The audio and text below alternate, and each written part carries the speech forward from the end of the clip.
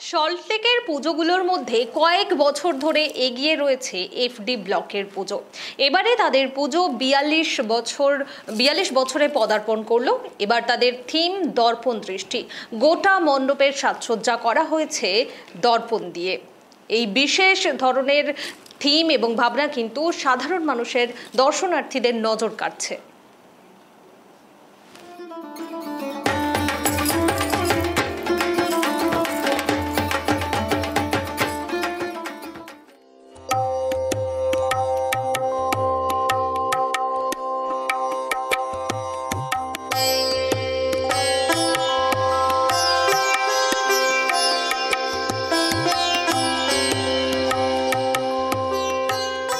বাঙালির 12 মাসে 13 পার্বণ, আর সেই তার একটি পার্বণের মধ্যে অন্যতম দুর্গাপুজো। আর ইতিমধ্যেই দুর্গাপুজো বললেই যেই বিষয়টা সবথেকে মাথায় আসে তা হলো আনন্দ আর খাওয়া দাওয়া। এই মুহূর্তে আমরা রয়েছি কলকাতার সল্টলেকের এফডি ব্লকের যে দুর্গাপুজো সেই পুজো মণ্ডপে। এই বছর তাদের কি ভাবনা এবং কি থিম তারা করেছে এবং কত বছরে পড়েছে তাদের এই পুজো, সেই বিষয়ে আমরা কথা বলবো পুজো উদ্যোক্তাদের থেকে। প্রতি বছরই আমরা যেমনটা জানি সল্টলেক পুজো যে চত্বর রয়েছে সেই পুজো চত্বরের মধ্যে প্রতি বছরই নিত্য নতুন ভাবনা নিয়ে আসে এফডি ব্লক। এবছর তাদের কি ভাবনা রয়েছে এবং তারা কি বলছেন তাদের এই পুজো মণ্ডপের যে থিম রয়েছে সেই থিমকে কেন্দ্র করে সরাসরি তাদের মুখ থেকে শোনার চেষ্টা করব। দর্পণ দৃষ্টি হলো আমাদের দর্পণের কাছে আমাদের আত্মপ্রকাশ, আত্মপরিচয়। আমরা শুধুমাত্র দর্পণের সামনেই আমাদের নিজেদের বহির্প্রকাশটাকে তুলে ধরি। দর্পণ আমাদের বন্ধুর মতো কাজ করে, সেখানেই একমাত্র আমাদের মুখোশ থাকে না কোনো, ওই মুখোশহীন মুখটা আমরা দর্পণের সাথেই তুলে ধরি। সেই জন্য দর্পণকে আমরা বন্ধু হিসাবেই দেখি। তো সেই রকম আমরা চাই যে যেমন দর্পণের সাথে আমাদের বন্ধুত্ব, তাতে আমাদের যেমন কোনো মুখোশ নেই সেই মুখোশে, সেই বন্ধুত্বই যেন সুষ্ঠু সমাজ সেইভাবেই গড়ে ওঠে।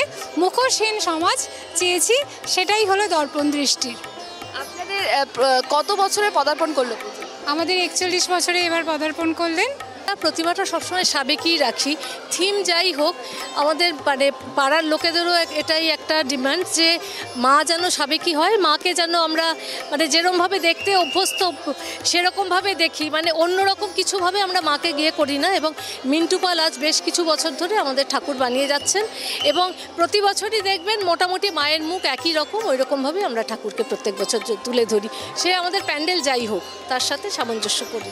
আপনারা এই যে থিম পুজো করছেন এবং আপনারা যে থিম এই বছর ভাবনায় রেখেছেন এবং সেই ভাবনাকে কেন্দ্র করে এত দর্শনার্থী, কতটা ভালো লাগছে?